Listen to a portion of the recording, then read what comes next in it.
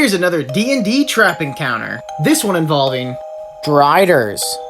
Driders have an AC of 19, 123 hit points, and a challenge rating of 6. They can once per day cast Darkness, Fairy Fire, and Dancing Lights. They also cannot be restrained by webbing, and they can make 3 attacks, either with their longsword or their bow. Variant Driders also have spellcasting, where they have second level spell slots like Hold Person and Silence. So let's set the scene. Your party has delved deep into some caverns, until they discover the next room is covered from floor to ceiling in webs. If any player decides to step into the room, they will be stepping in webs, and these webs are considered difficult terrain. That player will need to make a dexterity saving throw of 15. And on a fail, that creature is restrained. Creatures who are restrained by the webs will need to make a strength check of 15 to be free from the webs. By this point, the party might destroy the webs to get through the room safely.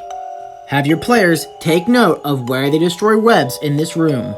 As the party continues forward, describe an impressive adamantine door being at the end of this hall. Players who inspect the door will either need to speak Abyssal or pass a DC 25 intelligence check to determine how to close and open this door.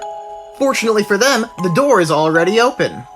Players who wish to enter the next room will need to describe their marching order.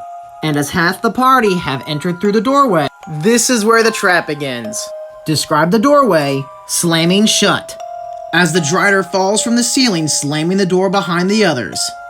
While the players in the other room will need to make dexterity saving throws or be restrained by the webs in this room. Additionally, describe giant spiders emerging in the room opposite of the Driders. It's time to roll initiative. The giant spiders will try to restrain and poison the party in this room, while the Drider will attempt to silence, blind, and kill the party in this room.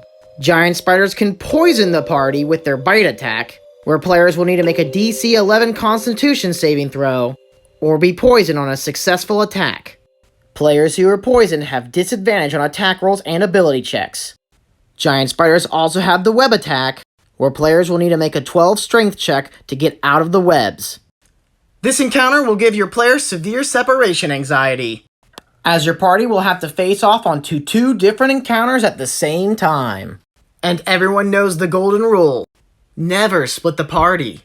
But if you like this kind of content, consider liking and following for more D&D tips and tricks.